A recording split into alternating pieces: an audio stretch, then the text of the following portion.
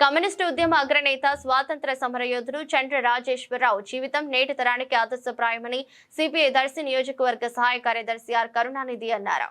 చండ్ర రాజేశ్వరరావు 112వ జయంతి సందర్భంగా దర్శిలోని సిపిఐ కార్యాలయంలో నిర్వహించిన కార్యక్రమంలో ఆయన చిత్రపటానికి సిపిఐ దర్శి పట్టణ కార్యదర్శి సూపల్లి కోటేశ్వరరావు పూలమాల వేసి ఘనంగా నివాళులర్పించారు.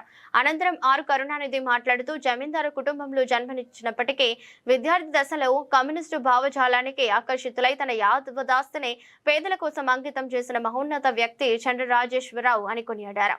తెలంగాణ సాయుధ పోరాట ఉద్యమంలో ముందుండి పోరాడిన యోధుడిగా ఆయన చరిత్రలో నిలిచిపోయారని పేర్కొన్నారు. దున్నేవాడిదే భూమి అనే నినాదంతో భూ పంపిణీ కోసం నిరంతరం పోరాటాలు నిర్వహించి రైతులు పేదల హక్కుల సాధనకు కృషి చేశారని తెలిపారు. ప్రజా సమస్యల పరిష్కారం కోసం జీవితాంతం శ్రమించిన గొప్ప నాయకుడిగా ఆయనను గుర్తుంచుకోవాలని పిలుపునిచ్చారు. కార్యక్రమంలో ఏఎస్ఎఫ్ జిల్లా కార్యదర్శి ఎస్ రామారావు, సిపిఐ సీనియర్ నాయకులు జనరాజుపల్లి యలమంద, ఏటీయూసీ నాయకులు వెంకటేశ్వర్లు, నరసింహారావు, రామాంజనేయులు తదితరులు పాల్గొన్నారు.